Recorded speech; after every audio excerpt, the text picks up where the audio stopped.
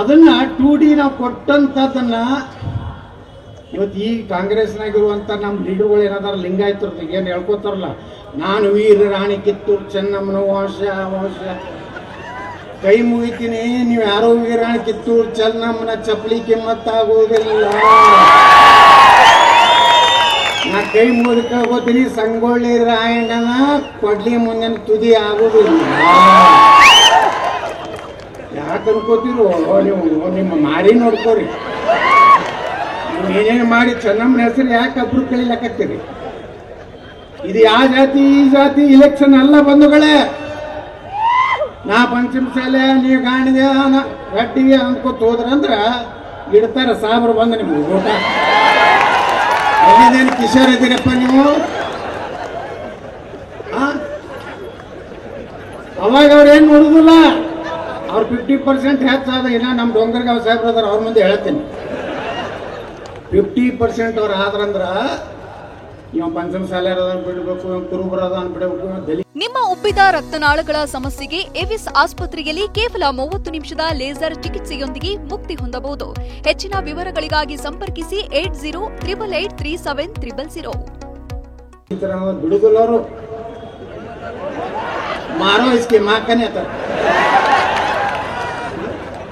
ಕಾಫಿರ್ ಮಾರೋ ಅತ್ತಾರ. ನೀವೆಲ್ಲ ಕಾಫಿರ್, ನಾವೆಲ್ಲ ಕುಂಕುಮ ಹಚ್ಕೊಂಡ್ರೆ ಇಪ್ಪತ್ತಿ ಹಚ್ಕೊಂಡ್ರೆಲ್ಲ ಕಾಫಿರ್. ಅವಾಗ ಏನ್ ಮಾಡ್ತೀರಿ? ಇಲ್ರಿ ನಾ SC ಇದೀನಿ, ನಾನು ಬಿಡ್ರಿ ಅಂತ ಅಂದ್ರೆ ಚಿನ್ನಾಳಿಕೆ. ಅವಾಗೆ ಬಾಬಾ ಸಾಹೇಬ್ ಅಂಬೇಡ್ಕರ್ ಅವರು ಅವಾಗ ಹೇಳಿದ್ರು ಏನಂತ ಹೇಳಿ, ಭಾರತ ಪಾಕಿಸ್ತಾನ ದೇಶ ಹೊಡಿಬ್ಯಾಡ್ರಿ. ಎಂದು ಭಾರತ ಪಾಕಿಸ್ತಾನದ ಶಾಂತಿ ಸಿಗುವುದಿಲ್ಲ, ಇರುದ್ರ ಅಖಂಡ ಭಾರತ ಇರಲಿ, ಇಲ್ಲೇ ಎಲ್ಲರಿಗೂ ನ್ಯಾಯ ಕೊಡುವಂತ ಕೆಲಸ ಮಾಡಿರ್ತೇವೆ.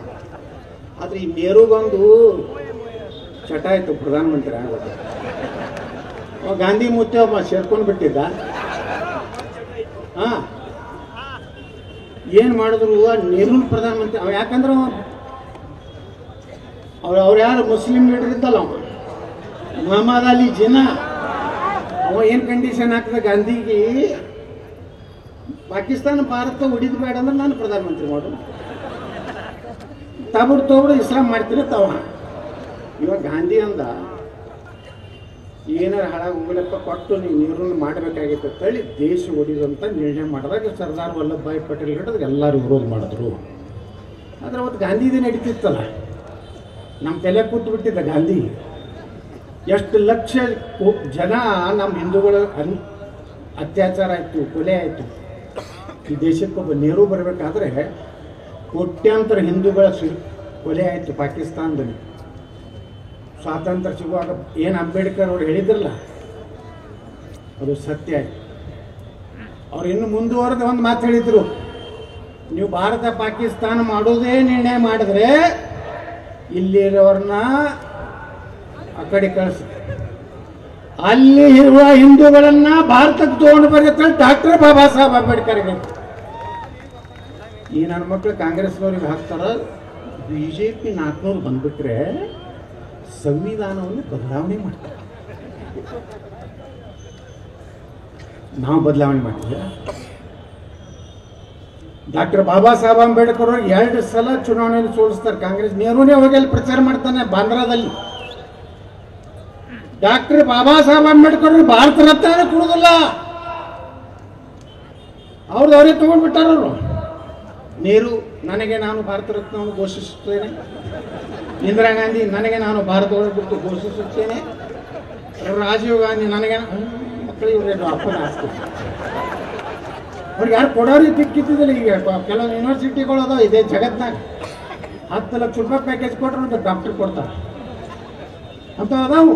ನನಗೂ ಒಬ್ರು ಬಂದರು, ಏನ್ರಿ ನಿಮ್ಮ ಪಾರ್ಟಿಯಾಗ 2-3 ಮಂದಿ ಡಾಕ್ಟರೇಟ್ ಸಿಕ್ಕೈತಿ, ನಿಮಗೂ ಬೇಕಾದ್ರೆ ಹೇಳ್ರಿ. ಅದು ಯಾವುದೋ ಕೊಲಂಬಾ ಮಲೇಷ್ಯಾದಾಗ ಐತಿ, 10 ಲಕ್ಷ ರೂಪಾಯಿ 5 ದಿವಸ ಡೇ 6 ದಿವಸ ನೈಟ್ ಏನೋ ಹೇಳಿದ್ರು. ಅಟ್ ಹೋಗಿ ಅಲ್ಲಿ ಹಲ್ಕಿಸೋದು ಹಿಂಗೆ ಒಂದು ತೊಗೊಂಡ್ಬರು, ಕರಿಗೆ ಅವ್ರು ಹಾಕೊಂಡ್ರು. ಇವತ್ತು ಭಾರತ ರತ್ನ ತಾವೇ ತಗೊಂಡ್ರು, ಯಾರು ಕೊಟ್ಟೇ ಇಲ್ಲ ಅವರಿಗೆ.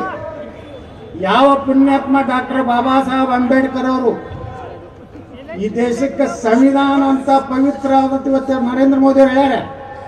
ನಮ್ಮ ಬಾಬಾ ಸಾಹೇಬ್ರೇ ಬಂದು ಇಲ್ಲಪ್ಪ ನಂದು ಚೇಂಜ್ ಮಾಡ್ಕೋರಿ ಅಂದ್ರೂ ನಾವು ಮಾಡೋದಿಲ್ಲ. ಇದೇ ಸಂವಿಧಾನ ಸೂರ್ಯ ಚಂದ್ರವರಿಗೆ ಅಂತ ಮಾತನ್ನು